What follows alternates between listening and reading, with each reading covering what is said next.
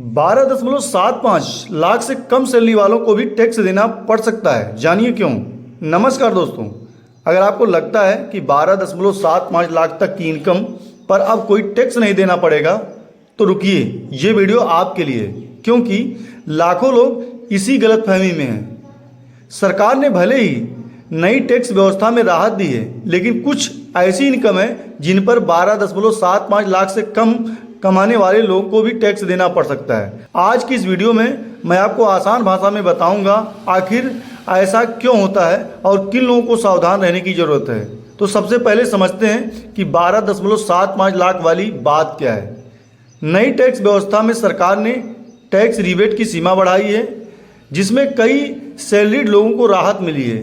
लेकिन यहाँ एक महत्वपूर्ण बात है कि यहाँ राहत मुख्य रूप से आपकी सामान्य सैलरी इनकम पर लागू होती है। अगर आपकी कमाई का कोई हिस्सा दूसरी कैटेगरी में आता है तो उस पर अलग नियम लागू हो सकते हैं। यहीं पर अधिकांश लोग गलती कर बैठते हैं। मान लीजिए आपकी सैलरी 10 लाख रुपया है, लेकिन अपने शेयर मार्केट में निवेश किया और वहाँ से 1 लाख का मुनाफा कमाया, या कोई अपनी प्रॉपर्टी बेचकर लाभ कमाया, या फिर क्रिप्टो करेंसी से कमाई। ऐसी कमाई को सामान्य सैलरी इनकम की तरह नहीं माना जाएगा। इन्हें कैपिटल गेन या स्पेशल इनकम कैटेगरी में रखा जाता है और इन पर अलग टैक्स नियम लागू हो सकते हैं। इसलिए सिर्फ सैलरी कम होने से टैक्स पूरी तरीके से खत्म नहीं हो जाता है।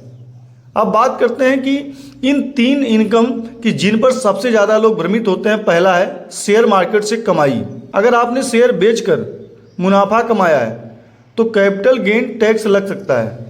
दूसरा, क्रिप्टो से कमाई। भारत में क्रिप्टो से होने वाले कमाई पर 30% तक का टैक्स नियम लागू है। और तीसरा बात करें तो एफडी या सेविंग अकाउंट का ब्याज।